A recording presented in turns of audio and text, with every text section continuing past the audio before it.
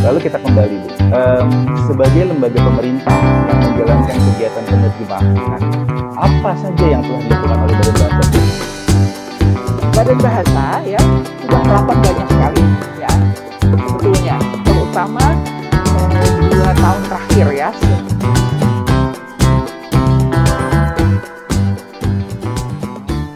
Halo sahabat bahasa, selamat datang di kanal YouTube Badan Pengembangan dan Pembinaan Bahasa. Bersama saya Tian, yang akan menemani Anda dalam tayangan video kali ini. Sahabat bahasa, seperti yang kita ketahui, Badan Bahasa setiap tahunnya memutakhirkan produk dan layanan kebahasaan. Produk kebahasaan meliputi KBBI, Peta Bahasa, Glosarium, dan Pedoman Ejaan. Sementara itu, layanan kebahasaan meliputi UKBI, BIPA, penyuluhan, penyuntingan, fasilitasi ahli bahasa, ranah hukum, dan penerjemahan. Nah, kali ini kita akan membahas seputar dunia penerjemahan bersama Koordinator Kelompok Kepakaran Layanan Profesional Penerjemahan. Ada Ibu Emma LM Nababan. Selamat datang, Ibu. Terima kasih sudah mengundang kami dari KKLP Penerjemahan. Baik, langsung saja Ibu. Saya dan juga penonton yang ada di rumah, sahabat bahasa sekalian, ingin mengetahui, Bu, sebenarnya apa itu penerjemahan, Bu? Baik, selamat siang sahabat bahasa semua yang ada di rumah. Saya jelaskan dulu sebentar mengenai apa itu penerjemahan ya. Penerjemahan itu adalah kegiatan mengalihkan pesan, ya, mengalihkan pesan dari satu bahasa ke bahasa lain yang berbeda, gitu. Jadi itu intinya ya, mengalihkan pesan. Ya, mengapa saya tekankan pesan? Sebab kadang-kadang orang mengatakan makna, ya. Kalau kita menerjemahkan, kita bukan mengalihkan makna, tapi menyampaikan pesan. Ya, misalnya gini, dalam bahasa Indonesia ada telur mata sapi, ya, mata sapi. Lah kalau mata sapi itu kan bahasa Inggrisnya bull eyes, misalnya gitu ya, gitu. Tapi sebenarnya kan yang dimaksud itu telur yang dimasak dengan cara itu, ya. Kira teman-teman bahasa sudah tahu ya bentuknya. Nah, kalau dalam bahasa Inggris itu ternyata gampang ya. Nah, dalam bahasa Inggrisnya mereka tidak memakai kata sapi, tetapi mereka memakai kata matahari yang bersinar. Jadi sunny side up. Jadi bersinar ke atas gitu. Kira-kira seperti itu. Makanya kita tidak mengalihkan makna, tapi mengalihkan pesan gitu. Ya. Baik, Bu. Dan kita juga sering mendengar, Bu, di masyarakat bahwa terdapat 2 istilah, Bu, yaitu penerjemahan dan penterjemahan. Penterjemahan ya, Bu ya. Sebetulnya sesuai kaidah itu mana yang benar, Bu? Baik, kata terjemahan ya itu diambil dari kata bahasa Arab tarjamah ya. Nah, penterjemahan sebenarnya sih ini gampang sih ya, Mas Tian ya. Itu kan awalan ya, me atau pe ditambah kata dasar terjemah ya. Nah, dalam kaidah bahasa Indonesia seperti yang kita ketahui, KPTS gitu ya, yang kata yang berawalan dengan huruf K, P, T dan S itu luluh menjadi N ya. Kalau T itu jadi N, jadi penerjemahan ya. Jadi bukan penterjemahan. T-nya harus luluh ya, menjadi N bunyi sengau seperti itu. Jadi penerjemahan yang penerjemahan betul. Ya benar, Bu ya. Kalau begitu, apakah penerjemah dan juru bahasa, Bu? Nah, di juru bahasa itu memiliki pengertian yang sama, Bu. Karena saya sering mendengar juga juru bahasa nih, Bu. Baik. Secara inti dari pekerjaannya itu sama, mengalihkan pesan, ya, mengalihkan pesan dari satu bahasa ke bahasa lain. Hanya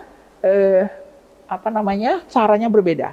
Kalau penerjemah atau menerjemahkan itu adalah secara tertulis, ya.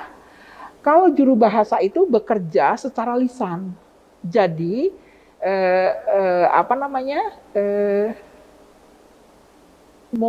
modusnya itu berbeda. Yang satu tulis, yang satu lisan, gitu ya. Ada juga yang kalau yang juru bahasa ya, selain dia dengan wicara, dia juga dengan isyarat, gitu ya. Jadi isyarat. Jadi kalau Indonesia misalnya, saya hafalnya sih cuman Indonesia ya, itu begini, gitu ya. Isyaratnya, gitu, bahasa isyaratnya, gitu. Seperti yang kita lihat kalau di televisi, Bu, ya. Betul, gitu, kan ada di frame kecil gitu ya. Ada seseorang ya, nah itu juru bahasa. Gitu.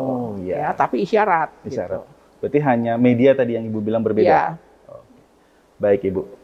Lalu kita kembali, Bu. Sebagai lembaga pemerintah yang menjalankan kegiatan penerjemahan, apa saja yang telah dilakukan oleh Badan Bahasa, Bu? Dalam hal penerjemahan ya. Iya, baik.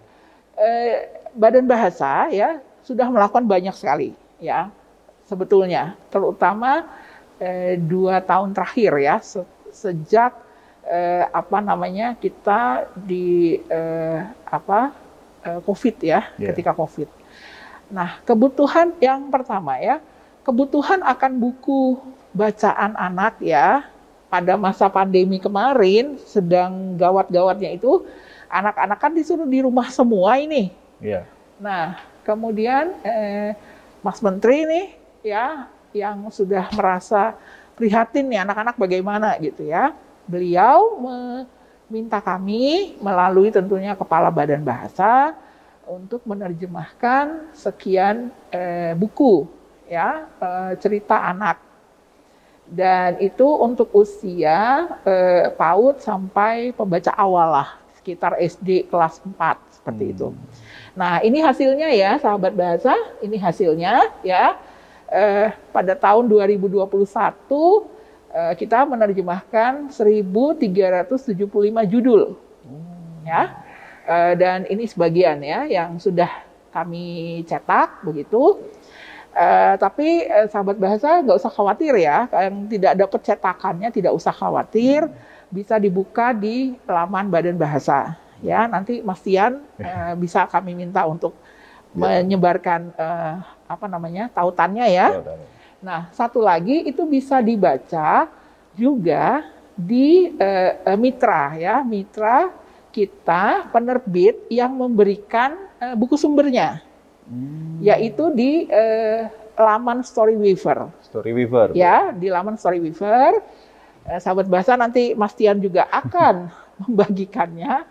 Di laman Storyweaver sudah ada kamar Badan Bahasa. Ya, mereka menyediakan 1 kamar untuk kita, kamar Badan Bahasa, dan di sana sudah diunggah ya sekitar 700 judul. Ya. Kalau yang di laman Badan Bahasa saya rasa masih lebih sedikit. Tapi tidak apa-apa, silahkan ya. Nah, kalau yang tercetak seperti ini kami sudah mendiseminasikan beberapa daerah ya, tapi karena tentu saja ini kan bukan pekerjaan yang mendiseminasikan dari Sabang sampai Merauke ya. Jadi kami lebih menyebarkannya di sebagai buku elektronik ya gitu. Jadi silahkan nanti sahabat bahasa dibuka ya. Ada 1.375 judul ya. Itu tahun 2021. Nah, tahun ini 2022 kita sedang menyiapkan 1.250 judul ya. Jadi dari tahun lalu ke tahun ini lebih dari 2.500 judul. Jadi akhir tahun ini akan ada 2.500 judul. Nah, itu yang sebagai bahan terjemahan ya. Nah, ini ada satu lagi. Ini buku yang ini ya, buku yang ini sahabat bahasa. Ini antologi cerita anak Indonesia. Ini agak berbeda dengan yang ini ya. Kalau yang ini itu hanya terjemahan dari bahasa asing, dan ini hanya bahasa Indonesia saja isinya ya. Karena ini sudah terjemahannya ya. kira-kira seperti ini. Oke. Nah, ini udah bahasa Indonesia saja, kan? Bahasa Indonesia saja. Tuh, ya. Nah, kalau yang ini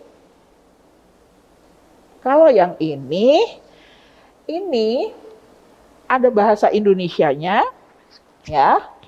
Ini bahasa sebentar ya, saya perlihatkan. Oke. Ini ada bahasa Indonesianya, ya. Bahasa sumbernya itu adalah cerita bahasa Indonesia, ya. Lalu diterjemahkan ke bahasa daerah, salah satu bahasa daerah di Indonesia. Kalau ini, kebetulan ini dari daerah Sumatera Utara, Batak ya. Jadi bahasa Indonesia, bahasa Batak yang ditulis dalam bahasa Latin, terjemahnya, yang ini dalam aksaranya, aksara Bataknya ya. Lalu ini adalah bahasa Inggrisnya, ya. Ini bahasa asingnya. Jadi di dalam satu buku ini ada paling tidak itu ada bahasa Indonesia, bahasa daerah, aksara daerah, dan bahasa asing. Nah, buku ini ya, antologi cerita anak Indonesia ini kami susun ya, KKLP susun untuk tujuan menjadi buah tangan ya, buah tangan para pemimpin dunia yang akan bersidang di Indonesia nanti bulan November ya, dalam G20 ya. Jadi 20 negara G20 itu akan kita berikan ini ya. Nah, tadi ada bahasa asing. Ini kebetulan versi bahasa Inggris, bahasa asingnya. Kami menerjemahkan ke dalam 6 bahasa PBB. Jadi Inggris, Prancis, Spanyol, Mandarin, Arab, Rusia. Ya. Wow. Jadi ada 6 versi ini, ada 6 versi. Nah, berapa cerita di dalamnya? Karena ini antologi ya. Ada 10 cerita, Mas Tian. Ya. Jadi di sini ada 10 cerita dari 10 provinsi di Indonesia. Nah, masing-masing cerita itulah yang diterjemahkan. Misalnya ini dari Sumatera Utara ya, tadi ceritanya tentang hutan kemenyan. Gitu ya. Kan kemenyan kita terkenal ya seluruh dunia dan itu ada di Sumatera Utara, di daerah Tapanuli gitu ya. Jadi itu diterjemahkan ke dalam bahasa Batak dan kemudian ada aksara Batak dan diterjemahkan ke bahasa Inggris, bahasa Prancis, Spanyol, Rusia, Arab, Mandarin. Tapi setiap ini satu bahasa asing ya gitu. Nah, lalu misalnya yang dari Bugis ya, saya kasih lihat dulu. Bugis. Oh, dari Bali deh. Nah, ini dari Bali ya. Ini cerita Bali tentang wayang yang dibuat oleh anak-anak dari daun nangka. Gitu ya. Saya juga baru tahu kalau ya seperti ini ya. Jadi anak-anak membuat dulu wayangnya gitu ya. Nah, ini kan karena ini cerita dari Bali tentang anak-anak yang bermain wayang dengan daun nangka, maka dia diterjemahkan ke bahasa Bali supaya anak-anak Bali itu tahu ya. Jadi merevitalisasi bahasa Bali gitu ya. Dan kemudian ditulis dalam aksara Bali. Ya. Jadi ini juga bahan diplomasi kita. Ya, kita mau memperkenalkan kekayaan budaya kita kepada asing, kepada nanti 20 negara itu, bahwa bahasa daerah kita tuh banyak gitu ya, dan anak-anak kita adalah anak-anak yang ceria meskipun dengan lingkungannya barangkali di sini digambarkan juga lingkungan anak-anak yang sederhana tapi yang dekat dengan alamnya, yang ceria, yang kreatif, yang gembira gitu ya. Nah, ini tujuan buku ini. Nah, tadi kan sudah ya. Jadi itu untuk kira-kira terjemahan. Nah, yang kedua, kita juga memberikan pelatihan atau BIMTEK ya kepada penerjemah, juru bahasa yang lisan dan juga juru bahasa yang isyarat.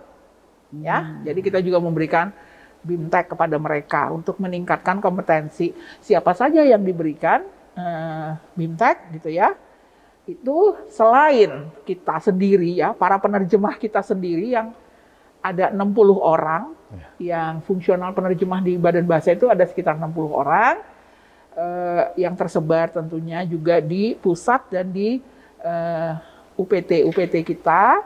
Lalu kita juga menyertakan para pengajar atau dosen dari perguruan tinggi yang ada mata kuliah penerjemahannya. Jadi kami juga mengundang mereka. Kemudian ada mahasiswa atau masyarakat umum. Masyarakat umum itu siapa? Mereka adalah penerjemah atau juru bahasa lepas gitu ya, yang swasta lah gitu ya. Jadi yang tidak terikat pada lembaga manapun gitu. Nah, jadi itu yang itu tadi ya. Jadi sudah membuat terjemahan, memberikan BIMTEK untuk meningkatkan kompetensi. Lalu yang ketiga ini, yang terakhir itu yang paling menurut saya sangat penting juga untuk jaminan mutu gitu ya, sebagai penjamin mutu sekarang ya. Apa itu gitu. Nah, ternyata kami baru juga mengetahui beberapa tahun ini penerjemah juru bahasa itu belum dianggap profesi. Mengapa? Karena tidak terdaftar sebagai sebuah profesi di Kementerian Ketenagakerjaan. Gitu. Nah, ketika kami tanya, mengapa? Padahal kan ada, pelakunya ada gitu. Ya karena tidak punya SKKNI katanya. Apa itu SKKNI? Yaitu standar kompetensi kerja nasional Indonesia. Setiap profesi yang terdaftar di Kementerian Ketenagakerjaan kita harus memiliki standar kompetensi untuk kerja secara nasional gitu. Wah, nah ini gitu ya. Akhirnya pimpinan ya, Pak Kepala Badan mengatakan, setelah saya jelaskan, ya sudah kita susun gitu ya. Maka KKLP penerjemahan bersama dengan mitra kita menyusun 6 SKKNI. Jadi penerjemahan itu luas loh gitu ya. Bukan hanya menerjemahkan seperti yang kita pikir gitu ya. Jadi menerjemahkan itu sebenarnya luas, ada bagian-bagiannya. Nah, kita menyusun 6 SKKNI. Yang pertama untuk penerjemah teks umum. Teks umum itu yang bukan sastra, bukan hukum. Gitu ya. Kalau sastra itu beda lagi, SKKN-nya beda, hukum SKKN-nya sendiri. Lalu SKKNI penerjemah teks sastra. Yang kedua, yang ketiga itu untuk juru bahasa lisan yang tadi ya dengan wicara, konferensi untuk konferensi. Kemudian untuk juru bahasa lisan kemasyarakatan. Nah, apa itu kemasyarakatan? Kemasyarakatan itu adalah para juru bahasa yang bekerja di kantor polisi, ya, di pengadilan, gitu. Jadi bukan konferensi. Jadi dia tidak. Bedanya apa yang konferensi dengan yang kemasyarakatan? Kalau konferensi juru bahasanya melayani banyak orang, ya, dia didengar oleh banyak orang. Kalau kemasyarakatan dia hanya melayani satu orang atau sekelompok kecil orang, hanya 2-3 orang, gitu ya. Jadi makanya di pengadilan, mungkin di rumah sakit, di kepolisian, gitu ya. Nah, terus itu yang wicara. Kalau juru bahasa isyarat itu 2, ada yang tuli, ada yang dengar. Bagaimana yang tuli? Ya, juru bahasanya itu ada yang tuli, ada juru bahasa yang dengar. Maka mereka kita susun 2 SKKNI. Jadi SKKNI juru bahasa isyarat tuli dan juru bahasa isyarat dengar. Jadi 6 SKKNI gitu.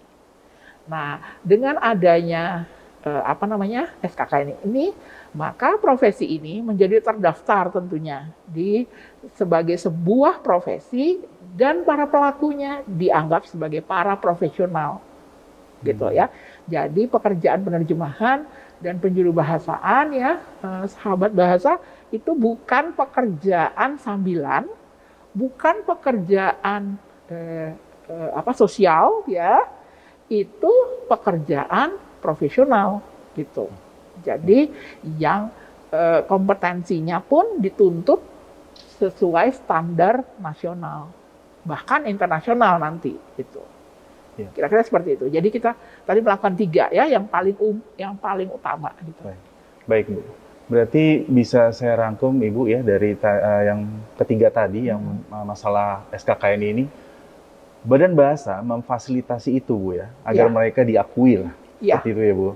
Sangat luar biasa.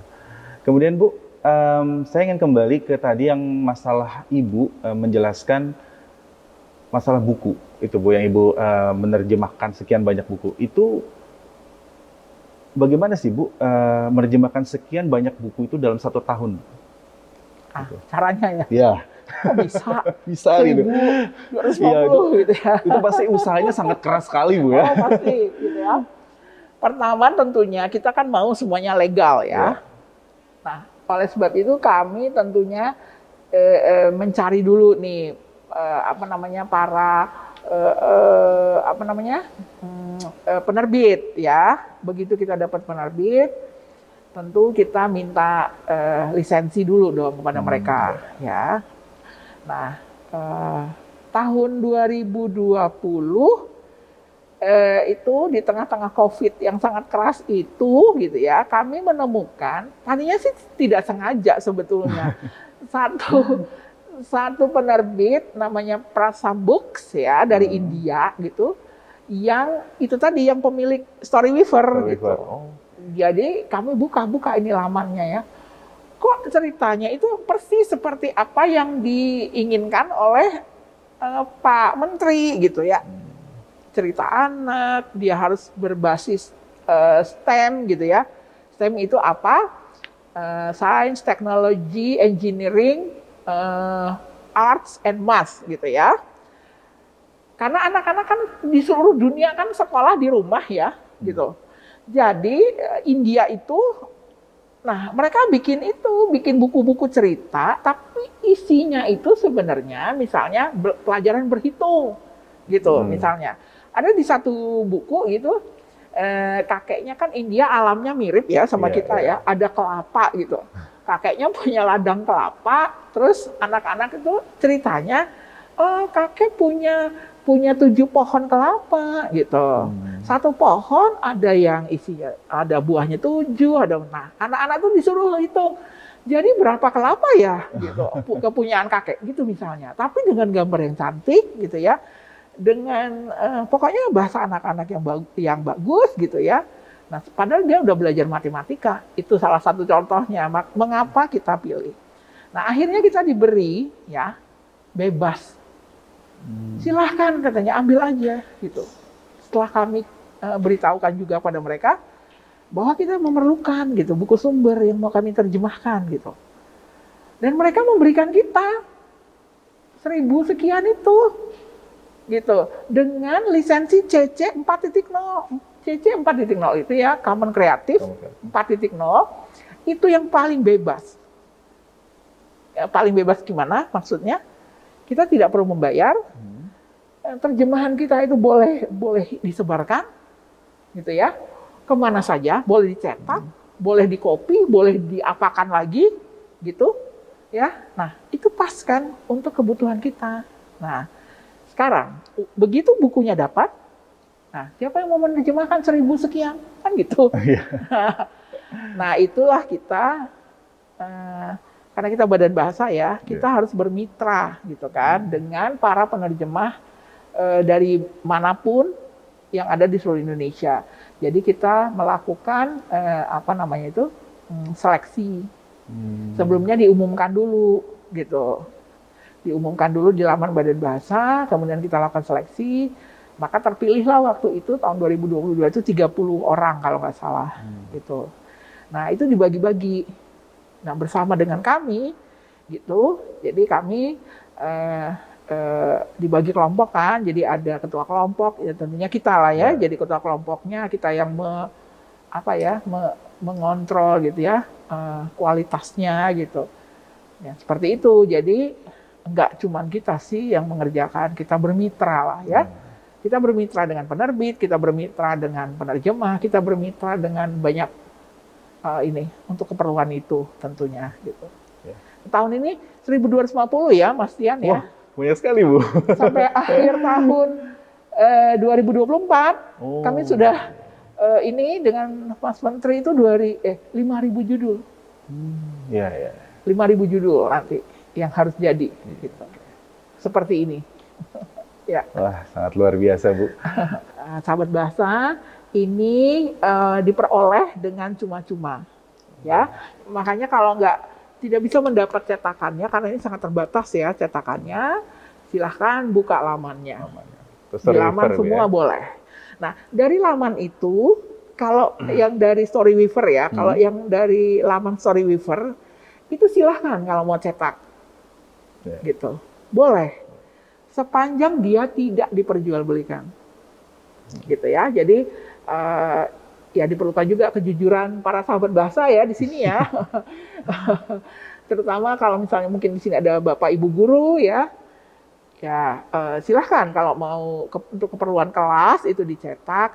Ya tentunya kalau pengganti fotokopi misalnya ya, pengganti cetak ya itu ya iyalah ya. Harus ada biaya cetak ya. Yeah. Tapi ya jangan dijual gitu aja. Berarti gitu. Memang kita garis bawahi bahwa ini gratis dan tidak dipungut biaya ya Bu ya. Tidak dipungut biaya. Ya. Baik Ibu. Kita kembali lagi dengan tadi Ibu mengatakan tentang SKKNI Ibu ya. Tadi Ibu menjelaskan perbedaan juga tadi di awal penerjemah dan juru bahasa. Nah, di dalam penjuru bahasan itu terdapat juru bahasa isyarat Bu. Nah, bisakah Ibu menjelaskan apa itu juru bahasa isyarat secara garis besar saja dan apa yang sudah dilakukan oleh Badan Bahasa terkait dengan penjuru bahasaan Bu? Selain itu. Dengan penjuru bahasaan ya? Iya, penjuru bahasaan. Bukan hanya isyarat ya? Bukan isyarat ya. Nah, itu tadi saya udah jelaskan ya tadi ya. Juru bahasa isyarat itu adalah mereka yang menjembatani ya, menjembatani komunikasi antara yang dengar dan yang tuli. Itu ya. Jadi kan kita nggak bisa ya, kita kan orang dengar nih. Yeah. Kita kan nggak bisa berkomunikasi dengan teman-teman tuli. Maka harus ada nih juru bahasa isyaratnya di tengah-tengah ini. Ya, jadi itulah juru bahasa isyarat ya. Jadi yang menjembatani. Nah, tadi ada yang tuli, ada yang dengar, ya kan? Juru bahasa isyarat tuli, juru bahasa isyarat dengar. Nah, juru bahasa isyarat tuli itu maksudnya adalah si juru bahasanya itu tuli, gitu loh. Kalau juru bahasa isyarat dengar, si juru bahasanya itu dengar, gitu. Jadi, tapi tetap tugas mereka sama, bahwa mereka menjembatani komunikasi antara yang dengar dan yang tuli, gitu. Ya. Oh iya, tadi apa yang sudah dilakukan ya oleh Badan Bahasa? Baik. Badan Bahasa itu setiap tahun ya melakukan BIMTEK. BIMTEK artinya bukan yang untuk bukan yang untuk pegawai ya, bukan untuk yang dalam ya. Tapi untuk KKLP penerjemahan itu masih dititipi anggaran untuk menyelenggarakan BIMTEK penjuru bahasaan baik lisan maupun isyarat untuk masyarakat umum gitu. Jadi itu ada dosen, ada mahasiswa, ada juga yang mereka para pekerja sosial begitu ya, yang memang butuh gitu untuk bisa menjadi juru bahasa isyarat gitu. Kalau yang isyarat, kalau untuk yang dengar ya maksudnya yang juru bahasa biasa lisan gitu ya, ya itu juga sama. Jadi ada dosen yang mengajarkan itu. Ternyata para dosen kita tuh banyak juga yang mengajarkan penjuru bahasaan tapi belum tahu bagaimana penjuru bahasaan itu gitu. Nah itu kita berikan, mereka boleh menjadi peserta BIMTEK kita gitu. Baik Ibu. Ya. Bu, pertanyaan terakhir, apa harapan Ibu untuk mengembangkan dunia penerjemahan ke depan? Mungkin sahabat bahasa. Baik, sebenarnya yang saya bayangkan ya. Jadi gini, penerjemahan itu jangan hanya kita pikirkan bahasa asing ya. Itu sama sekali tidak. Yang terutama menurut saya sekarang ini, apalagi Badan Bahasa ini ya, yang ditugasi ini, memelihara, merevitalisasi, apalagi bahasa daerah yang mau punah itu ya. Sebenarnya kita bisa melalui penerjemahan itu memiliki naskah nanti yang berbahasa itu gitu. Saya selalu katakan kita katanya punya 718 bahasa. Tapi mana buktinya? Gitu loh. Nah, dengan ini ya, dengan cara seperti ini kita bisa punya nanti naskah 718 bahasa itu.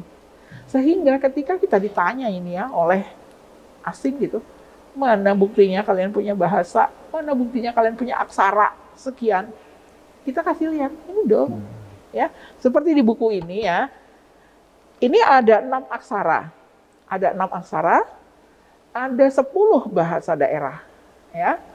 6 aksara itu ada 1 yang sudah hampir punah, bukan sudah hampir punah, yang bisa menulis aksara itu sekarang tinggal 2 atau 3 orang, yaitu aksara Incung dari Jambi. Ya. Coba kalau kita selalu bikin buku-buku kayak gini ya, pakai aksara, kan anak-anak kita juga akan senang. Wah, ternyata kita punya ya, gitu ya. Nah, nanti mereka bisa surat-suratan pakai aksara. Nah, itu dengan sendirinya terrevitalisasi kan gitu ya. Dan pastinya kan akan terus direkam dan nah itu sebenarnya yang jadi penerjemahan itu sebenarnya bisa digunakan ya untuk merevitalisasi 718 bahasa itu.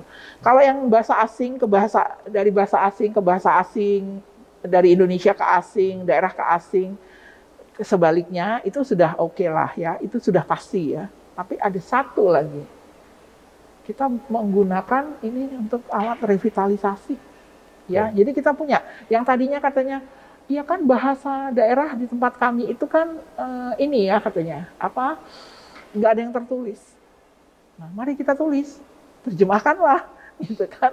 Terjemahkanlah. Mumpung penuturnya masih ada 1 ya, nah, penutur itu kita manfaatkan untuk menulis banyak gitu. Ya, sampai akhirnya kita punya naskahnya terus dipermodern gitu. Dan saya juga mengimbau gitu bahwa bahasa daerah itu jangan dikira hanya cerita rakyat gitu ya. Itu bisa untuk teks modern gitu yang sekarang, dan ini yang kami coba untuk perkenalkan di buku ini gitu. Ini teks modern semua, bukan manuskrip, bukan cerita rakyat. Gitu ya, tapi menggunakan aksara daerah juga. Jadi aksara daerah pun jangan dianggap sesuatu yang magis kah apa gitu ya. Bisa untuk teks anak-anak gitu ya. Nah, itu kegiatan penerjemahan gitu. Jadi seperti itu ya. Jadi, baik Ibu, terima kasih atas informasinya. Ini mungkin sahabat bahasa juga banyak mendapatkan ilmu seputar dunia penerjemahan ya Bu ya. Tidak hanya menceritakan tentang cerita rakyat, bahkan cerita modern pun bisa Bu ya. Ya gitu. Baik Ibu, terima kasih sudah memberikan banyak sekali ilmu seputar program penerjemahan, dan semoga ilmu ini bermanfaat bagi sahabat bahasa yang menyaksikan di kanal YouTube Badan Pengembangan dan Pembinaan Bahasa. Sekian video kali ini. Dan jika sahabat bahasa menyukai video ini, jangan lupa klik tombol suka dan berlangganan di kanal YouTube Badan Pengembangan dan Pembinaan Bahasa. Saya Tian, sampai jumpa!